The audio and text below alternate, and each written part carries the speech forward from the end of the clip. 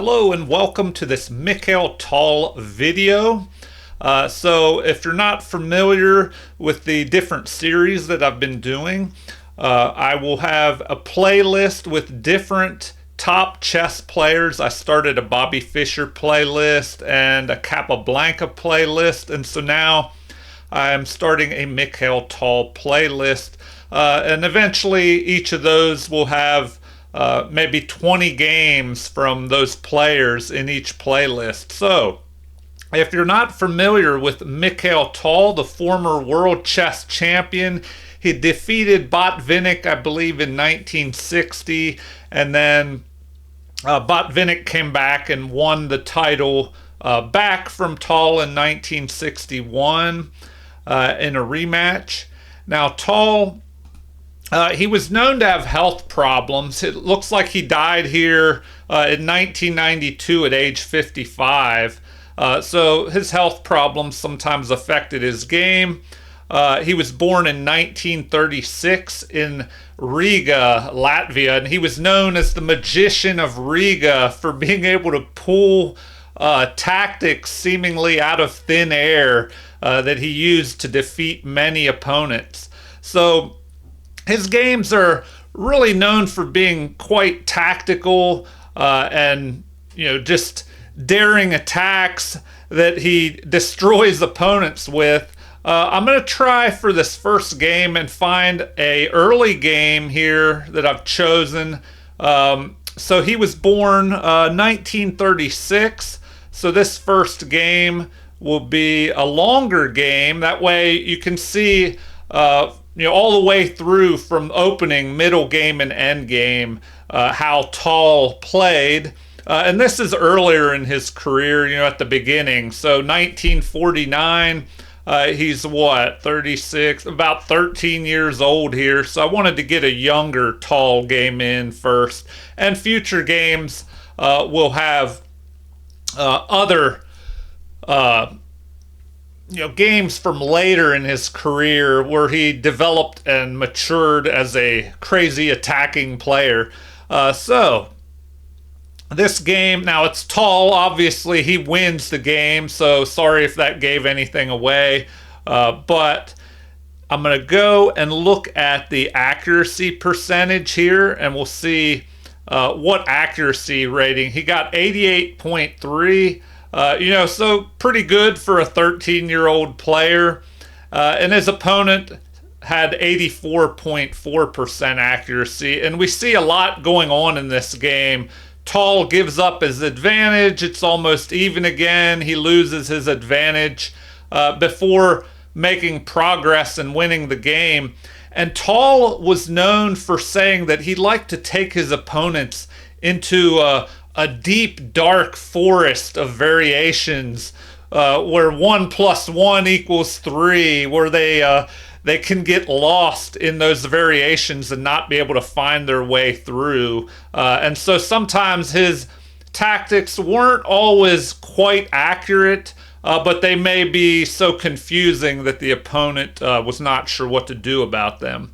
All right, so in this game, Tal has the white pieces, his opponent has black, and we begin with e4 here. So e4, a good attacking move to start the game with. The e4 pawn push tends to open the game up more. Let's see what the opponent does. So the opponent responds with c5, a counter-attacking move, the Sicilian defense. And so Tal plays knight to f3 with the idea of pushing this pawn to d4 where the knight will back it up. And so now we have e6. Now what is this move about other than unleashing the bishop, protecting this pawn? Well, another idea behind this e6 move is to be able to push the d pawn possibly to d5 in one move here, because a lot of times the d pawn might go to d6 first and then later try to push to d5, because the d5 square here is quite important in the Sicilian defense. Usually if the black side can push that pawn to d5. It kind of frees up black's game a little bit, gives him more room. So the game continues with the d4 push, an open Sicilian here. And then after capture, we have recapture, and the knight attacks the unprotected pawn, and knight defends. So if we look at the position at this point, white has both knights developed, a pawn that is pushed further in the center. So white has a little more space. Black is a little cramped at the moment, and that's common in the Sicilian defense, until things open up, if they open up. So now we have bishop developing. Black is ready to castle. This is the pin variation in the Sicilian defense, as it pins the knight to the king, threatens this pawn now that the knight can no longer cover that pawn as it is pinned to the king. So what does Tal do here? He pushes the pawn forward, attacking, gaining space in the center, driving this knight forward here, and now they are piling up on the bishop, on the knight, with bishop and knight together. So here we have bishop breaking the pin to the king here and helping defend this knight. So now pawn and bishop are defending, and bishop and knight attack. So the game continues with bishop capturing, pawn captures, which is the best move in the position, because here, even though the pawns are wrecked on the king side, Tal is left with an isolated a pawn, doubled isolated pawns here. He does keep the bishop pair. So it's an exchange, giving up one advantage for another, or giving up a weakness, I should say, for the advantage of the bishop pair. So now we have the queen adding pressure here, trying to go after this pawn, but the computer says that's a mistake. As the pawn could just push forward to c4, attacking the knight. So let's see what happens here. And the computer recommends just for black to castle here, saying that would be best. Although, even after castling, white is almost the equivalent of a pawn ahead, even though material's even. And that's probably mainly because of that bishop pair. So let's see what happens. Instead of taking care of this pawn, figuring out what to do with the pawn, because there was a fork here as well.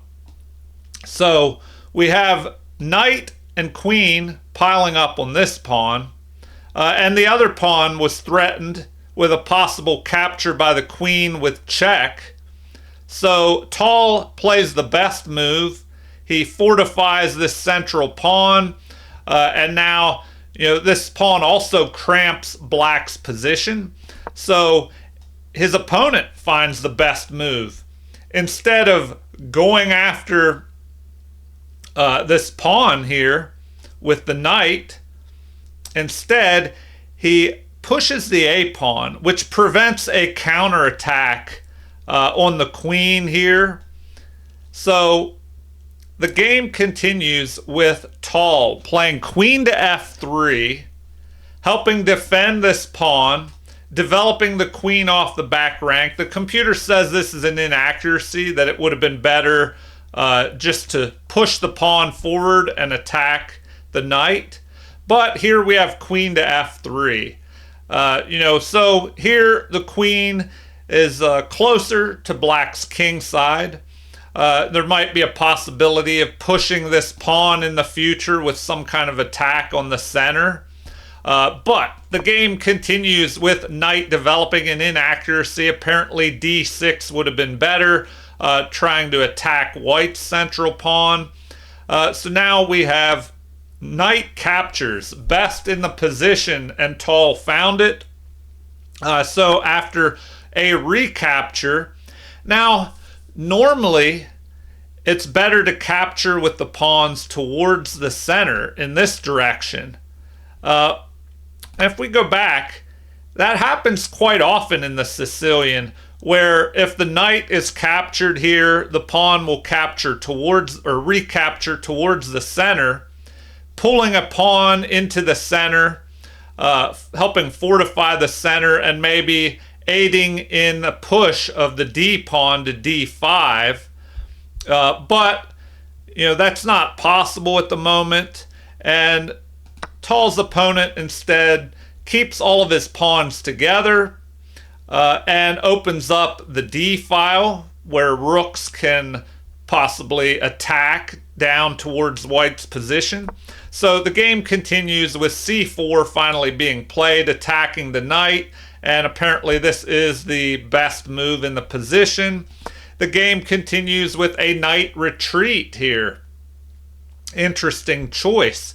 And the computer says this is the best. So, it's not always best for the knight to move forward. And where would it have gone anyway? Once the knight was attacked here, it could retreat back here to b6, but then maybe that pawn would keep attacking the knight. Or the knight is kind of out of play a little bit. At least here, the knight can prevent the future pawn push of the f pawn.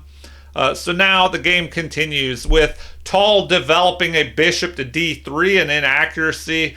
Apparently, the computer liked c5, which would restrict the queenside pawns, but then perhaps that would allow the knight to come forward, although the other c-pawn could chase that knight away again. So here, with bishop to d3, the bishop is lining up on the king side here. So, if black decides to castle kingside, you could have the queen lining up on that pawn as well, trying to provoke some weaknesses on the king side. So the best move is found, c5, pushing forward, gaining a little bit of space on the queen side, maybe allowing the knight to reposition here in the future. So the game continues with queen maneuvering over here to g3 and targeting this pawn. And if the king castles, the queen will be lined up on the king as well. So computer says that's an inaccuracy. Apparently, rook to b1 is preferred by the computer.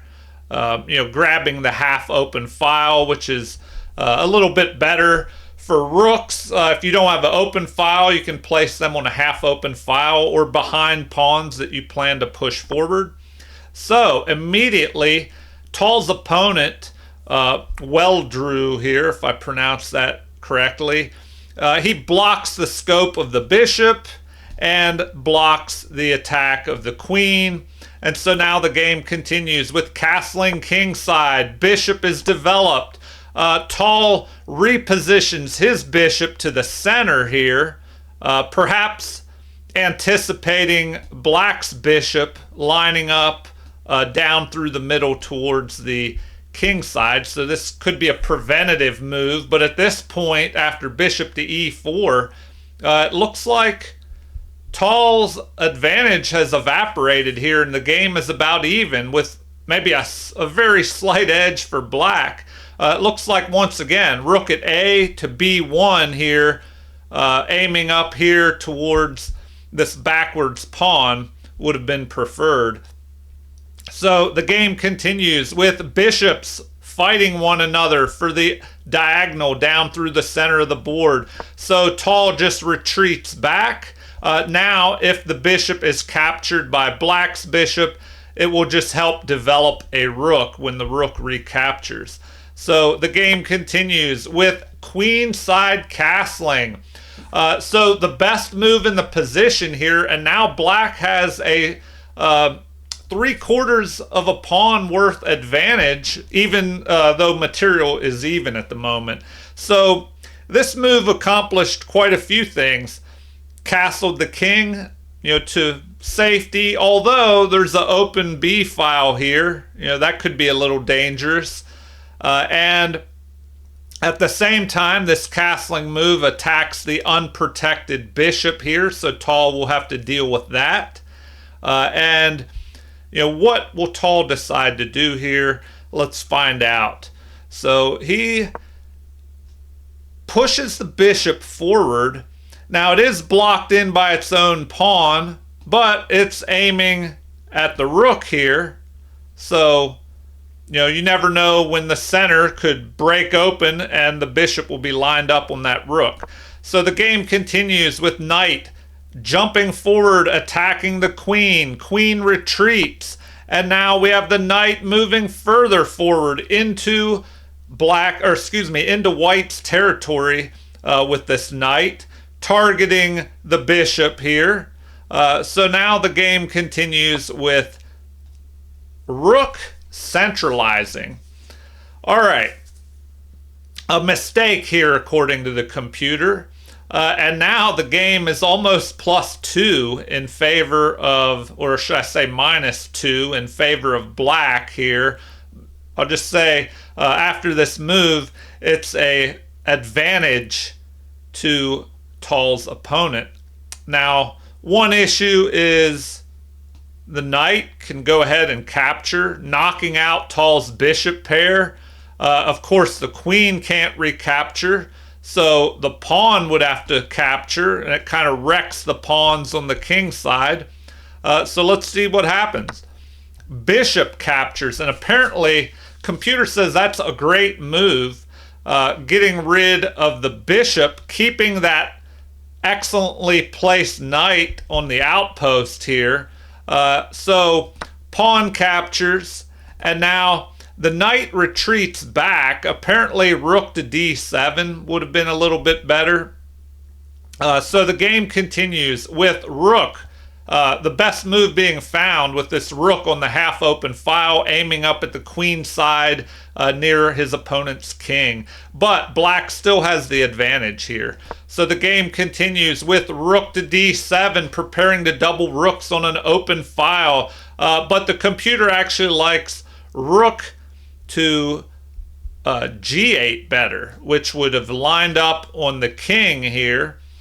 So the game continues with the queen sidestepping here, helping guard these squares on the d file. And now we could have a big fight in store here on the open d file. So the game continues with rooks doubling, and this is a mistake. Apparently queen to d8 would have been better. And now, interesting choice here. The rook pushes forward, perhaps preparing to double up on the half-open b file. Now, if we notice, the bishop, rook, and queen, they're all doing a good job of guarding this d file. So it's not enough to just double your rooks on an open file. You have to be able to penetrate into your opponent's position. And if they're covering all the squares with the pawn here, the bishop, and the rook and queen here, it's preventing these rooks from doing much here. So now black's edge has dissipated a little bit. The knight jumps forward, a good move, but apparently h6 is preferred by the computer. So the game continues with the queen moving back over here to f2. An inaccuracy, it would have been better to just get rid of that knight. So now we have queen moving forward, and knight and queen are piling up on this pawn, which is protected sufficiently for the moment. But the game continues with Tal finding bishop to a5, a great move, targeting the rook here. So rook sidesteps, getting out of the line of fire, and the game continues with pawn chasing the knight. That is ignored in favor of a counterattack by the queen over here, targeting the bishop, also this pawn as well. And apparently that was a mistake. Knight to f5, retreating the knight would have been better. So what does Tal do here? He knocks out that knight, getting that knight off of the outpost. And that's an inaccuracy. It would have been better to place the bishop up here and target the pawn. So the game continues with queen capturing, which is best. Pawn captures, and so we have a series of exchanges occurring here, and we're going into a endgame with queen and rooks at the moment. Tal is actually ahead by a pawn, and instead of there's not much that can be done to go after that pawn as the queen is covering it here. So let's see how Tal's opponent decides to continue. And after this move of doubling the rooks, it looks like that was an inaccuracy. It would have been better to just bring a rook over here to c7, targeting the pawn, trying to regain that pawn with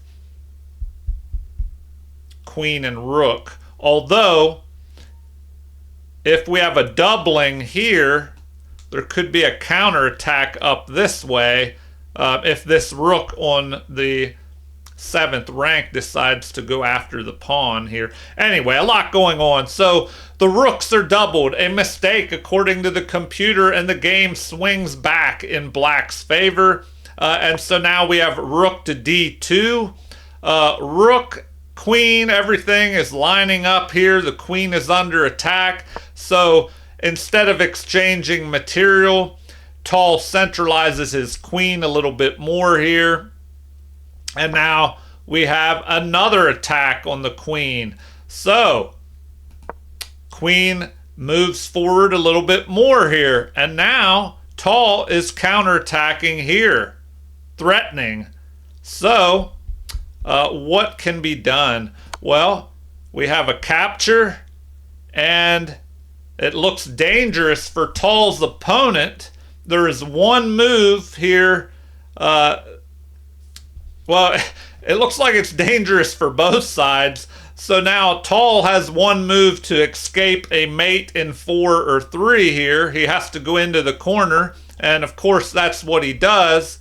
And it's looking serious because Tal has a counterattack here against his opponent, but Tal's opponent is threatening to move here with a mate in 2 threat. So the game continues with this move, rook to d1, a mistake. Apparently, it would have been better to just capture over here on b2, preventing the queen from capturing on b7 with check. So the game continues with fork of king and rook. So exchanges are made, and now the king gets out of the corner here. All right, so some tactics were avoided there, although Tal still has the possibility of attacking here. So now we have a check with queen to g1, but the game is pretty much even here. So Tal runs, the only square available here, and now queen checks. The king runs further up the board, and another check, but this is a mistake. Apparently rook to d7 would have been better, bringing the rook up here, covering this square, preventing a capture up here with check. So the game continues with queens being traded, and now after the rook recaptures, the king is well on its way up the board, looking to do some damage up here, attacking these pawns on the king side. Meanwhile, this rook is protecting the white pawns on the 2nd rank, although there are weaknesses in Tal's pawns as well. So the game continues with rook grabbing the open file. We have an attack on the pawn on f7. Rook retreats to cover that pawn, and now rook presses forward here, which restricts the pawns on the queen side. So the game continues with rook attacking the unprotected pawn here. Tal ignores that for the moment, dropping his rook back, because if this pawn is captured, Tal can capture this pawn, then this one will be under attack. So we have a capture, capture, and attack on the king here. And as you noticed, it also grabs a pawn. So Tal snatches up a pawn as well. And if we evaluate the position at this point, it is 4 pawns versus 4. But Tal has this passed pawn on the 5th rank, which could be dangerous. And so the game continues with capture of a pawn. And rook grabs the open file, but this also cuts off the king from being able to stop this passed pawn. Computer says this is a mistake, that king to e7 immediately would have been much better. So the game continues with Tal's opponent trying to push his pawn majority on the queen side. This is a missed opportunity. Apparently, rook to f5 would have been better, targeting the passed pawn from the side and preventing the king from pushing forward. So now Tal does find this great move, pushing the king forward, allowing this passed pawn to move further up the board to e6. So Tal's opponent, trying to get counterplay on the queen side, and gets his pawn majority rolling down the board. So pawns are running here. The king moves up even more, preparing to possibly check with the rook, allowing the pawn to move even further up the board. So now this is an inaccuracy, and it's pretty much a game losing inaccuracy. Now Tal is ahead by almost +4 after this. Apparently g5 would have been better, trying to get another pawn majority rolling maybe on the king side.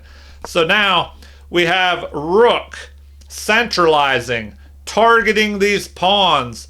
And so after pawn push, the best move in the position, also attacking here, we have the rook checking the king.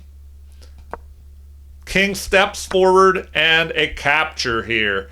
So now if the capture occurs, rook can recapture. So what will Tal's opponent do? He does trade off the pawns, and now material is even, but this is a monster passed pawn here. So Tal's opponent trying to use his advantage of a 2 versus 1 majority on the king side. Once again, that theme of the rook cutting off the king from the action here, so the king can't move over and try and, one, block the king so the king can't move out from in front of its own pawn, but also, if the king was closer to the enemy pawn, it could try and help stop it. So pawn is pushing forward, rook moves up the board, and now we have an attack on this pawn. Rook behind the passed pawn, usually a great strategy. Rooks belong behind pawns. So capture, capture, and now rook is moving over here, trying to limit white's options, preventing the king from stepping to the side and getting ready to push that pawn up the board. So white attacks the pawn here, threatening to capture with check as well. So the game continues with rook targeting the unprotected pawn. We have a capture with check, and now after the king moves up the board, we have the pawn 1 square away from promotion here. So the game continues with rook dropping back, and now the threat of exchanging off the rooks. So that is avoided, of course, and now the king moves to the side, preparing to go ahead and push that pawn. So the best move in the position, but black is pretty much lost. So let's see how the final moves play out here. The king is forced to move, and now we have the passed pawn blocked. So the game continues with rook pinning rook to the king. King is forced to protect, and now capture, but the game is lost because after this move, protecting the pawn, the king will be squeezed out from in front of the pawn. King can move forward, protecting the promotion square, and then that pawn will promote to a queen. Here, seeing all of this, Tal's opponent resigned. So, if you want to see the moves that I was talking about, we have king. The only move available here is king to d7. But then that allows king to f7, and the pawn will promote. So, what do? Try to go to the center, but the pawn promotes to a queen, and that will be enough to shortly win the game. All right, well, there wasn't a whole lot of fireworks in this game, which Tal is known for. I wanted to show a game that he played early in his career, so, he was 13 there. But stick around for future examples where I'll have a lot more action and show some more exciting Tal games with the tactics and the fireworks that he is known for. So I hope you enjoyed this game. Feel free to leave comments. I love hearing from viewers and subscribers. Also, like and subscribe if you haven't already to support the channel. Thank you for watching, and have a super chess day.